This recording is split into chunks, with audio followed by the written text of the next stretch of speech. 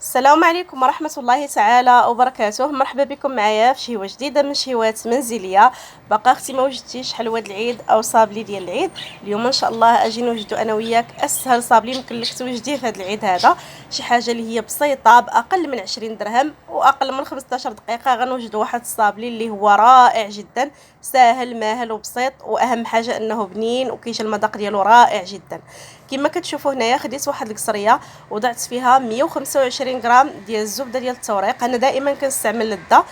خديت نصف باكيه ديال هذيك لده وهي اللي قطعت هنا في القصريه. ضفت عليها كاس ديال سكر سنيده وواحد نص ملعقه ديال بودره ديال الفاني، ويمكن لكم تستعملوا شاصيه ديال الفاني. صافي كنخدم هاد الزبده مزيان مزيان كما كتشوفوا. انا هنا عذبتني واحد شويه ما جبتهاش قبل من الثلاجه. المهم كنخدمها مزيان وكنضيف عليها كاس ديال زيت المائده، دائما العبارات بالكاس ديال العنبه. وصافي غنخدم هاد المكونات مزيان كما كتشوفوا. ضروري انكم كل مرحله تعطيوها حقها وتخدموا مزيان مزيان. صافي هنا بعد ما خدمتهم غادي نضيف عليهم هنايا 2 حبات ديال البيض اللي يكونوا بطبيعه الحال بدرجه حراره المطبخ. المهم سمحوا لي على الصوت، راني مريضه ضربني البرد وقلت ضروري انني نحط لكم هذا الفيديو. شي وحده هكا بغات توجد شي دوازتاي او صابلي خفيف ظريف توجد هذه الوصفه هذه غتنفعكم بزاف.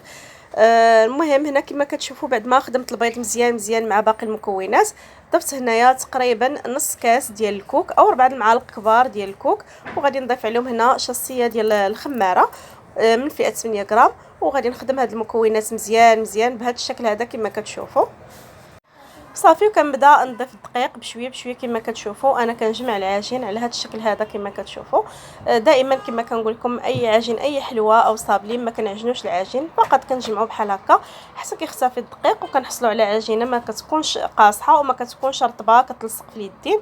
هنا خديت واحد البلاستيك غذائي وضعت فيه نصف الكميه ديال العجين وكنحاول نطلقو كما كتشوفوا. راه ما كنطلقوش رقيق، كنطلقوه غليظ واحد شويه كما كتشوفوا. هذا هو السمك ديالو.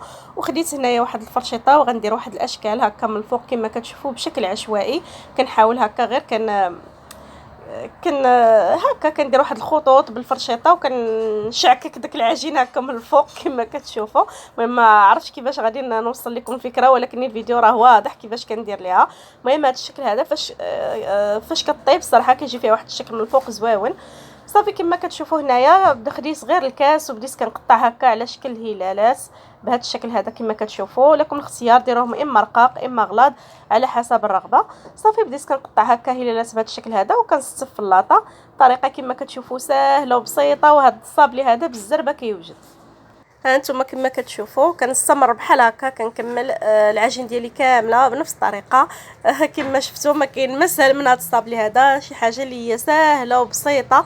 والصراحه المذاق ديالو كيجي رائع جدا بداك المذاق ديال الكوك والشكلاط اللي كنديروا ليه من الفوق، صراحه كيجي زوين.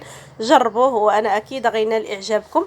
وشي حاجه بسيطه كما كتشوفوا المقادير ديالو راهم بساط، ما يعني غير مكلفه اطلاقا، وكلها متوفره في البيت.